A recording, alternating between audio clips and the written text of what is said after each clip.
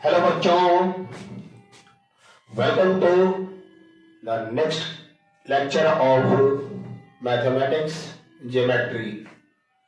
आज हम लोग पढ़ेंगे कुछ फंडामेंटल टर्म्स के बारे में जो ज्योमेट्री में जनरली यूज होते हैं। तो वॉल्यूम थोड़ा कम कर देते हैं।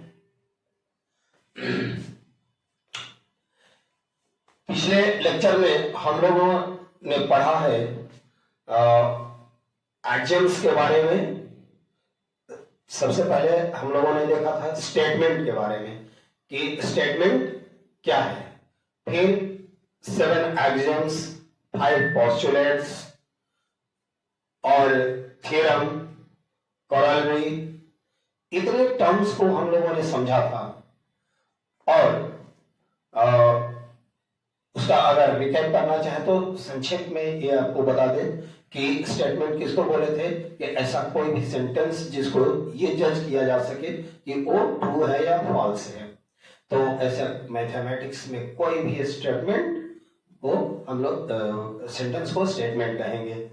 और दूसरी बात एक्सियम्स के क्या थे कि ऐसे फैक्ट्स, ऐसे स्टेटमेंट जो कि अपने आप में सिद्ध थे, वो सही है, उनको प्रूफ की आवश्यकता नहीं है, उनको कोई प्रूफ की आवश्यकता नहीं है, वे एक्सियम कहलाते हैं।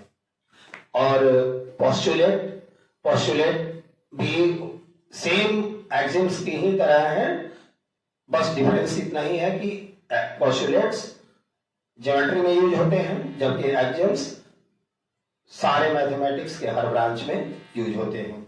उसके बाद थ्योरम एक ऐसा स्टेटमेंट है जिसको प्रूफ की आवश्यकता होती है, यानी उसको अदर फैक्ट्स के माध्यम से या हम एक्सियम्स पोस्टुलेट के माध्यम से उसको प्रूफ कर सकते हैं, तो वो थ्योरम को प्रूफ की आवश्यकता होती है। कोरोलरी क्या है कि जो भी स्टेटमेंट थ्योरम थे, थ्योरम से जो फैक्ट्स निकलते हैं, जो रिजल्ट्स निकलते हैं, वो कोरोलरी हुए। तो आज हम लोग पढ़ेंगे कि कुछ एक्सियम्स से रिलेटेड कुछ फंडामेंटल टर्म्स जो ज्योमेट्री में यूज होते हैं, और अगर बेसिक कंसेप्ट उनका क्लियर ना हो तो फिर हमें समझ में नहीं आ पाएगा। इसलिए एक छोटे से छोटी बात को हम लोग कवर करेंगे अभी। इसमें पहले आते हैं पॉइंट के बारे में। पहला पॉइंट हम लोग पॉइंट जिसको कि हिंदी में बिंदु बोलते हैं। बिंदु ये क्या है? इसको बिंदु को ऐसा हम लोग समझने का प्रयास करेंगे। ये कोई अपने आप में डेफिनेशन हमसे नहीं पूछा जाएगा।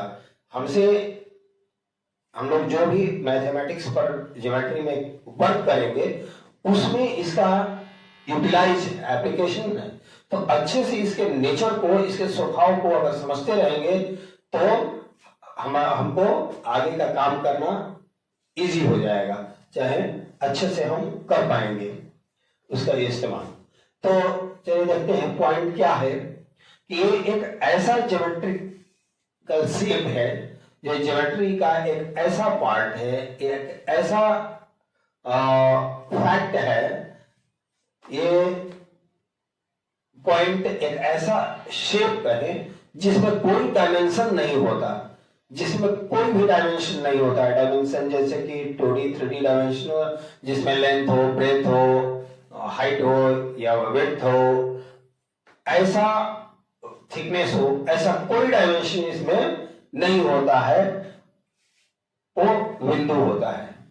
इसको जनरली हम रिप्रेजेंट करते हैं कोई भी फाइन पॉइंट से। अगर पेन है तो इसके फाइन पॉइंट से अगर प्लेन में हम टच कर देते हैं, जब जस्ट टच कर देते हैं तो इस तरह से ये एक जो मार्क मार्क दिखता है वो वही पॉइंट है। और जनरली इसका नाम हम लोग अंग्रेजी अल्फाबेट के कैपिटल लेटर्स से करते हैं, जैसे ए कहें, चाहे पॉइंट पी कहें, चाहे पॉइंट क्यू कहें, चाहे पॉइंट एम कहें, कुछ भी वहां अपने पेन से, पेंसिल से या किसी भी जो मार्क करने वाली ऑब्जेक्ट है उसके फाइन पॉइंट से, उसके फाइन टिप से, उसके टिप से अगर हम उस पर टच कर दें और जो मार्क होगा जो उसी को हम लोग पॉइंट कहते हैं। तो पॉइंट में इसमें हम क्या देख रहे हैं, इसमें कोई डायमेंशन नहीं है। ना तो अगर ऐसे पॉइंट ऐसे खींचते तो कहते कि लेंथ है, अगर ऐसे खींचे और ऐसे खींचे तो कहते कि ये लेंथ हुआ और ये विड्थ हुआ। अगर हम कोई ऑब्जेक्ट, तो इसमें कोई भी ना लेंथ है ना ब्रेथ है, ना लेंथ है ना ब्रेथ है, तो इसमें बस केवल नोटेशन है। इसको हम बिंदु कहेंगे, पॉइंट कहेंगे। तो चलिए हम लोग इसको ठीक से जरा लिखने के अंदाज में करेंगे कि बिंदु वह है, बिंदु वह ज्यामितीय आकृति है, वह ज्योमेट्रिकल शेप है जिसका कोई भी डायमेंशन नहीं होता।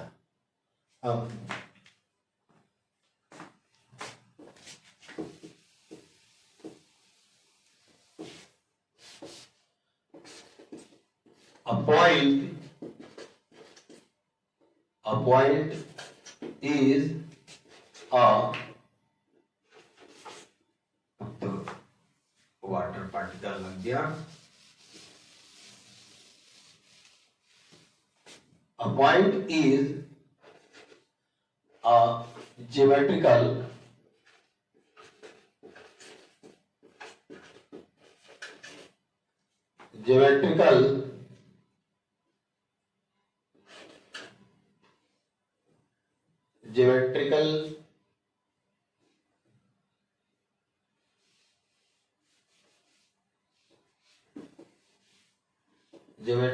shape is a geometrical shape which has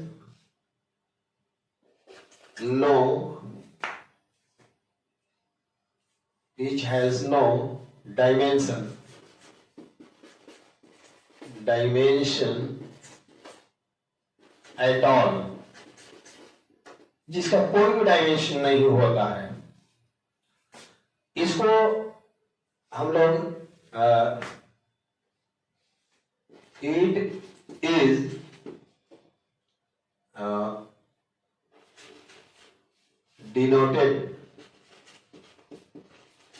denoted by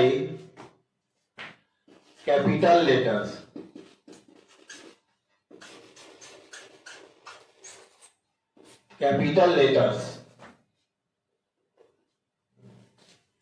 यानी कि ये एक ऐसा शेप है, ज्योमेट्रिकल शेप, जिसमें कोई डायमेंशन नहीं होता है, यानी जिसमें ना लंबाई है, ना चौड़ाई है, ना मोटाई है, ना ऊंचाई है, कुछ भी नहीं हो, सिर्फ नोटेशन है। तब कहिए इसका क्या उपयोग होता है, तो इसका उपयोग करते हैं हम लोग इसलिए कि पॉइंट इज यूज्ड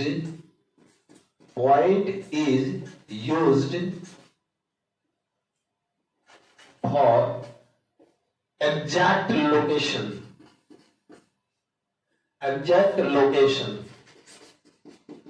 अगर किसी ऑब्जेक्ट का एग्जैक्ट लोकेशन अगर दर्शाना हो, रिप्रेजेंट करना हो, तो वहां पर हम लोग पॉइंट का सहारा लेते हैं। और क्या पॉइंट करते हैं कि किसी दूसरे ज्योमेट्रिकल शेप का एंड पॉइंट रिप्रेजेंट करने के लिए, टू express, to represent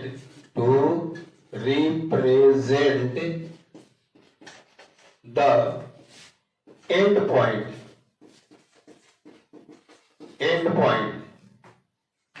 या वर्टेक्स भी कह सकते हैं, वर्टेक्स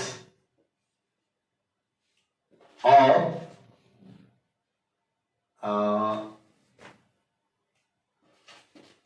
other geometrical shapes.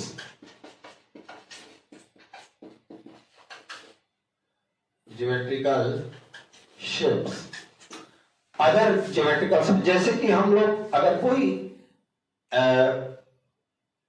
ये लाइन सेगमेंट खींच लिए तो इसका एंड पॉइंट जो है, एंड पॉइंट हम बोले थे कि एंड पॉइंट को रिप्रेजेंट करने के लिए तो इसका एक एंड पॉइंट यहां मान है, तो यहाँ पर कोई ना कोई पॉइंट होगा और उस पॉइंट का नाम हमने ऐसे एज्यूम कर लिया ए, और यहाँ लास्ट में भी कोई ना कोई पॉइंट है जहां पर कि उसका हम लोग कर दिए बी, यानी कि ए और बी पॉइंट के सहारे इस लाइन सेगमेंट का एंड हम लोग रिप्रेजेंट कर रहे हैं। ठीक है, तो अब मुझे लगता है कि आपको समझ में आ गया होगा कि पॉइंट का यूज कहां होता है। इसका एंड पॉइंट या कोई ट्रायंगल ले लीजिए, कोई ट्रायंगल है तो इसके वर्टेक्स को दर्शाने के लिए हम लोग, जैसे यहां पर जो वर्टेक्स है उसको हमने कह दिया ए, इसको कह दिया बी, इसको कह दिया सी, तो वर्टेक्स वाला जगह पर उसको पॉइंट हम पॉइंट द्वारा डिनोट करते हैं। चाहे एंगल है तो एंगल का भी एक ये वर्टेक्स हुआ, मान लेते ओ हो गया। अगर कोई पॉइंट इधर है लास्ट एंड कर रहा है तो वहां पर मान लीजिए ए कर दिए, यहाँ पर बी कर दिए। तो इस तरह से एंगल का भी जहां जहां एंड पॉइंट हो या वर्टेक्स हो तो उसको रिप्रेजेंट करने के लिए पॉइंट का यूज होता है। और पॉइंट के बारे में क्या हम लोग कहेंगे कि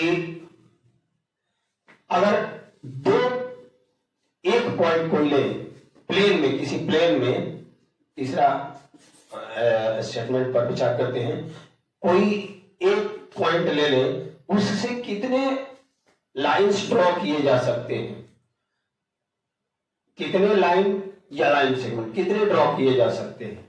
तो एक पॉइंट से हम लोग इनफाइनाइट लाइन ड्रॉ कर सकते हैं। जैसे कोई यहां पर लिख देते हैं कि इनफाइनाइट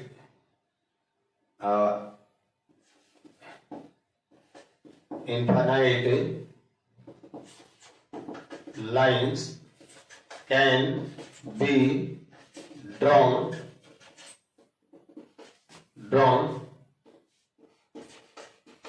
through a point। मुझे लगता है ये आप लोग बात समझ लीजिए। मान लेते हैं कि ये एक पॉइंट है, तो इससे ये पॉइंट ओ मान लिए, इसे एक लाइन ऐसे ड्रॉ कर दिए, एक लाइन हम ऐसे ड्रॉ कर दिए, एक लाइन ऐसे ड्रॉ कर दिए। इसका मतलब कि ऐसे अनगिनत लाइन ड्रॉ कर सकते हैं।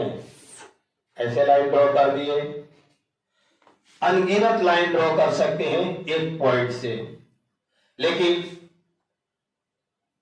जरा सोचिए कि अगर दो पॉइंट रहे और दो पॉइंट से होकर अगर लाइन को पास करना हो तो कितने लाइन पास कर सकते हैं। अगर आप फैक्ट देखिए चौथा नंबर कि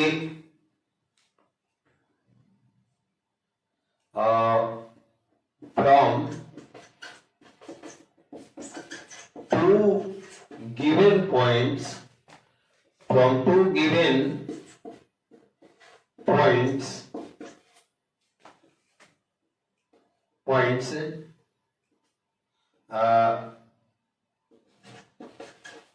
one and only one straight line one and only one straight line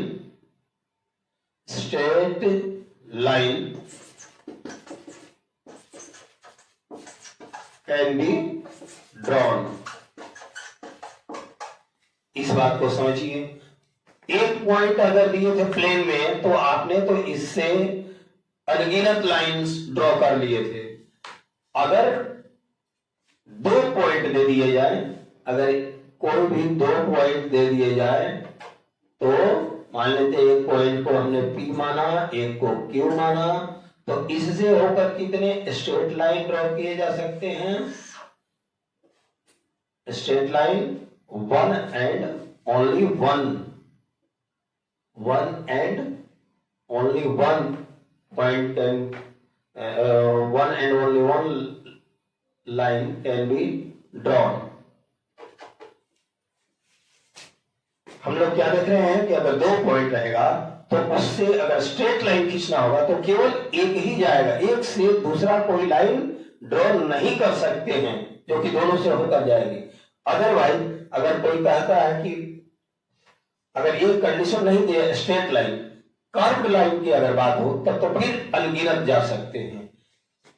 कैसे? मान लीजिए एक यहां से ऐसे आकर ऐसे चल गई, कोई इधर से लाइन आई ऐसे ऐसे चली गई, कोई ऐसे आई ऐसे गई ऐसे चली गई। देख रहे हो, समझ रहे हैं कि अगर कर्व्ड लाइन की बात हो, टेढ़ी मेढ़ी रेखा खींचने की बात हो तो उससे तो दो पॉइंट से भी अनगिनत लाइंस ड्रॉ किए, कर्व्ड लाइन ड्रॉ किए जा सकते हैं।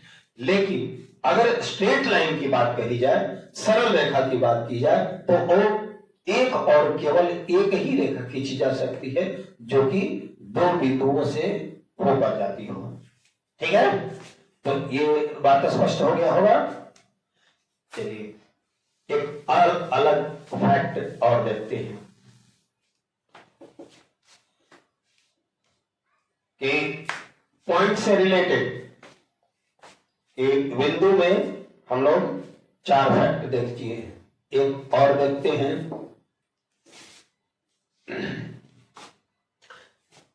अगर एक नाम आता है कोलिनियर पॉइंट्स, ये क्या होते हैं? कोलिनियर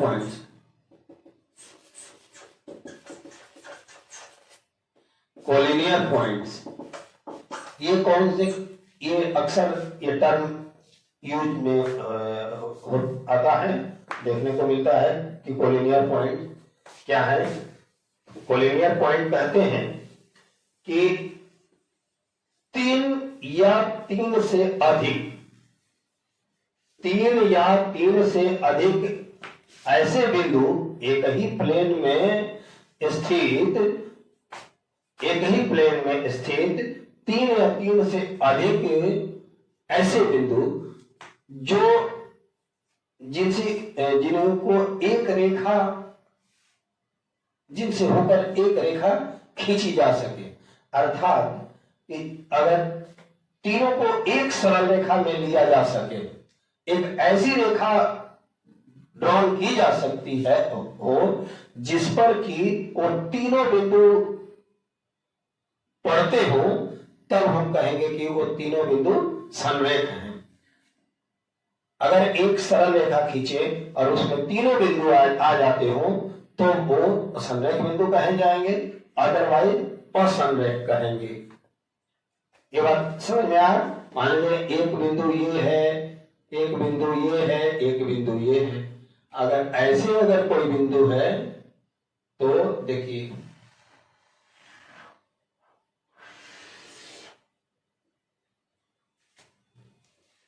वाटर पार्टिकल लगने से उग नहीं रहा है।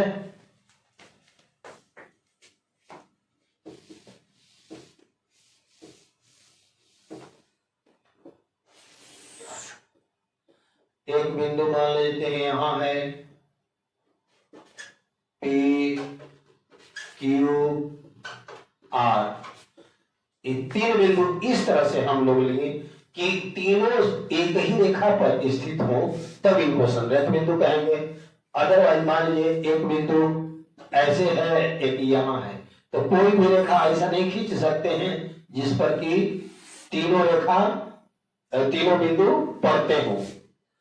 तो इस तरह इनको हम लोग संरेख नहीं कहेंगे। तो मुझे उम्मीद है आप समझ गए होंगे कि संरेख किसको बोलते हैं, कोलिनियर किसको बोलते हैं। कोलिनियर पॉइंट्स आर दो पॉइंट्स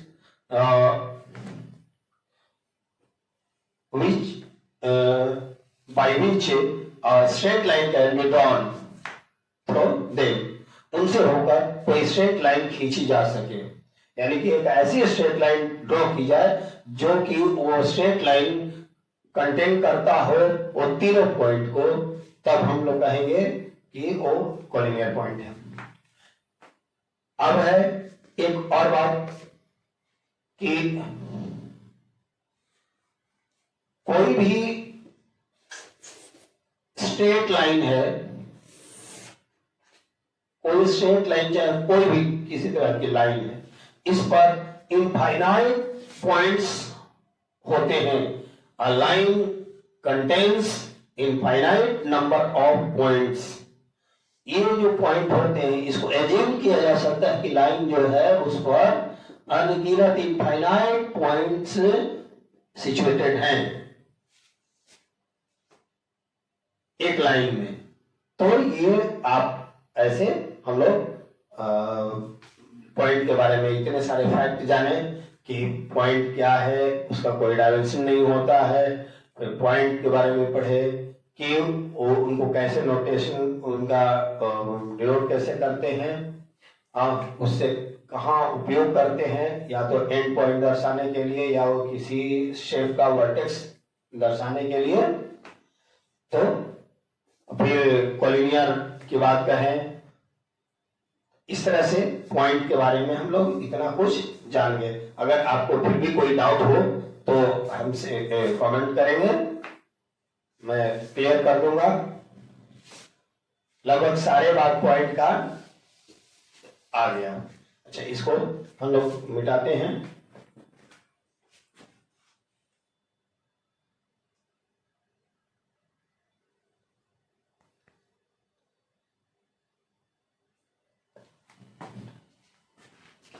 हाँ, तो बच्चों पिछले स्लाइड में हम लोगों ने पॉइंट के विषय में जाना था। अब हम लोग लाइन सेगमेंट के बारे में जानते हैं। रेखा खंड, इमेजेस को रेखा खंड बोलते हैं। लाइन सेगमेंट क्या है? ये लाइन सेगमेंट क्या है कि जब किसी प्लेन में दो बिंदु अगर फिक्स हैं, कोई दो बिंदु मान लेते हैं कि एक ए है और एक बी है, इन दो बिंदुओं के बीच के शॉर्टेस्ट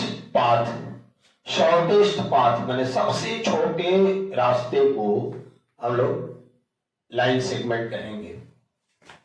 सबसे छोटे पाथ, या कहेंगे कि स्ट्रेट पाथ भी कर सकते हैं कि straight path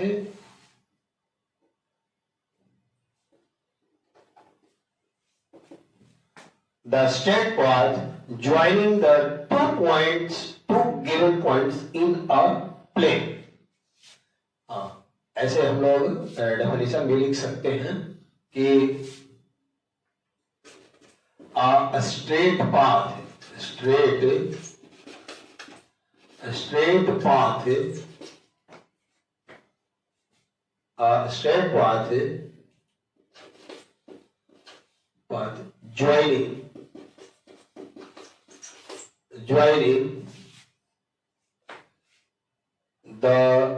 joining the two given points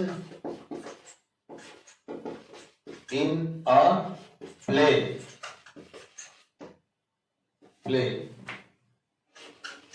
is called line segment is called line segment. Line segment को, लाइन को और रे को, ये तीनों जो टर्म है इनको कोरिलेट करके पढ़ेंगे तो ज्यादा बढ़िया से समझ में आएगा। पहले हम लोग लाइन सेगमेंट से स्टार्ट कर रहे हैं, इसको थोड़ा समझ ले रहे हैं, फिर लाइन को समझेंगे, रे को समझेंगे। हाँ, तीनों एक दूसरे से कोरिलेटेड है। तो हमने लाइन सेगमेंट के बारे में क्या देखा कि कोई भी प्लेन में दो बिंदु के बीच के जो स्ट्रेट पाथ है, एकदम सीधा रास्ता, उसको लाइन सेगमेंट कहते हैं। लाइन सेगमेंट में क्या क्या होता है कि इसका फीचर क्या है। पहला फीचर हम लोग कहेंगे कि it has two end points,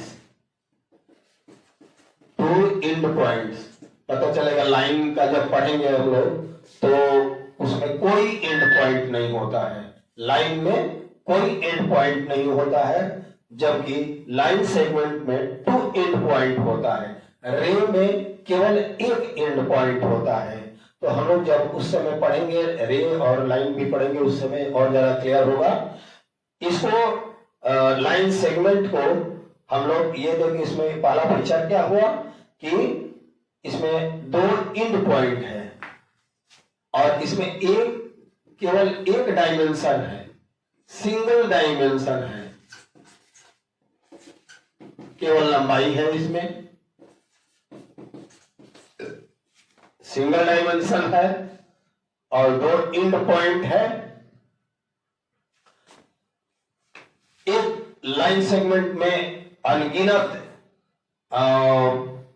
असंख्य पॉइंट हम लोग मान सकते हैं। तीसरा, इट कंटेन्स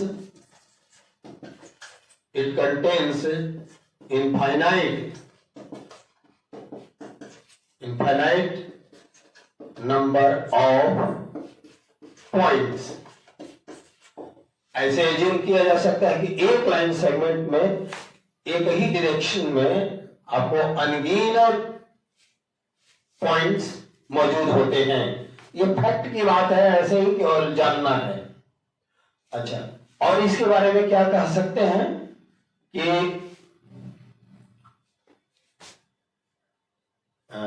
चौथा, it is expressed as A B लिखकर ऐसे माथे पर बार का निशान बना देते हैं। इसको ऐसे हम लोग दिखा सकते हैं, ए और बी को हम लोग लाइन सेगमेंट ए बी कर सकते हैं। जनरली यूज करने के एप्लीकेशन के टाइम में हर बार लाइन सेगमेंट बोलना जरूरी नहीं होगा। देखेंगे कि आगे ज्योमेट्री पढ़ने में लाइन सेगमेंट को भी लाइन ही टर्म करेंगे, हम लोग इसका नाम लेंगे। तो इससे आपको भ्रम नहीं होनी चाहिए कि ये तो लाइन सेगमेंट का नेचर है कि इसका दो एंड पॉइंट होता है, फिर भी बार बार हम लोग लाइन ही यूज करेंगे, हिंदी में रेखा। तो उससे अर्थ यही होगा, मीनिंग हमारा यही लाइन सेगमेंट का ही होगा अगर नाम लाइन लेते हैं तो भी। तो ये हमारा 3-4 फैक्ट हुए। और एक बात और कहा जा सकता है कि लाइन सेगमेंट के बारे में,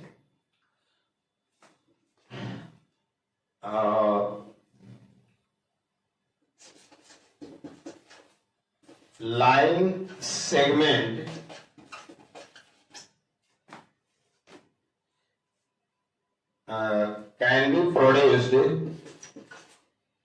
can be produced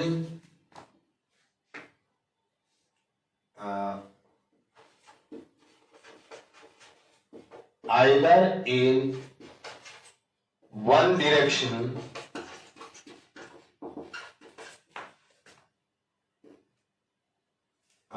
one direction, अगर वन डायरेक्शन होगा तो रे बनेगा, और बोथ डायरेक्शन, दोनों ही दिशाओं में चाहेंगे तो इसको एक्सटेंड कर सकते हैं, बढ़ा सकते हैं, प्रोड्यूस किया जा सकता है। ये कब होगा? लाइन के केस में। जब लाइन की बात होगी, कब लाइन कब बन जाएगा? जब इसको हम लोग अगर इसको प्रोड्यूस कर देते हैं ऐसे एक डायरेक्शन में तो ये रे बन गई, अगर बोथ डायरेक्शन में इसको अगर प्रोड्यूस कर देंगे यानी एरो लगा देंगे तो ये लाइन बन जाएगी। तो लाइन सेगमेंट के बारे में हम लोगों ने इतने सारे तथ्य, इतने सारे फैक्ट्स जान लिए। मुझे उम्मीद है कि आप लोगों को ये बात समझ में आ गया होगा। रे क्या है, रे के बारे में भी सुन लीजिए कि जैसे लाइन सेगमेंट में 2 एंड पॉइंट होता है, रे में ओनली 1 एंड पॉइंट होता है।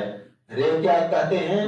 एक पॉइंट हो गया, मान लेते हैं ओ, यहां से इस कोई एक खास डायरेक्शन में, एक ही डायरेक्शन में अगर इनफाइनाइट तक जाती है कोई रे, कोई लाइन, तो उसको हम लोग रे बोलते हैं। यानी कि रे होने के लिए एक उसका ओरिजिन होना चाहिए जहां से वो निकल रहा है। जैसे सूर्य की किरणें हैं, सन रेज है, ये सन से निकल रही है, बल्ब से जो रोशनी निकल रही है, तो वहां उसका ओरिजिन है और वहां से अपने लास्ट पॉइंट तक जाती है। तो इस तरह से ये इनको रे भी कहा जाता है। प्रकाश, बल्ब से जो निकलने वाली प्रकाश है उसको भी रे कहते हैं, सन से निकलने वाले को रे कहते हैं, क्योंकि उनका ओरिजिन फिक्स है, उनका उद्गम बिंदु निश्चित है, फिक्स है, और आगे जाने का वो फिक्स नहीं है, वो डायरेक्शन दिखा दिया जाता है। बल्ब के आगे भी जनरली बल्ब बनाते हैं तो उसके आगे ऐसे ऐसे रे का निशान बना देते हैं। तो इस तरह से रे क्या हो गई कि जिसका एक एंड पॉइंट हो, एक ओरिजिन हो और एक तरफ अनंत तक जाती हो, तो उसको रे कहेंगे। और लाइन क्या है कि लाइन में कोई एंड पॉइंट नहीं होता है।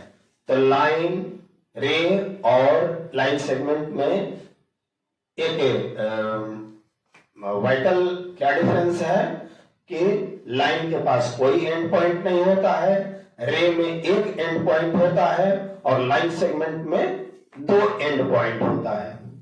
तो इस तरह से हमको लगता है कि लाइन, रे और लाइन सेगमेंट तीनों ही आप लोग समझ गए होंगे। डिटेल्ड में लाइन के बारे में अगले नेक्स्ट स्लाइड में हम लिख देंगे, समझा देंगे। तब तक इसको आप नोट डाउन कर लीजिए, स्क्रीनशॉट ले लीजिए।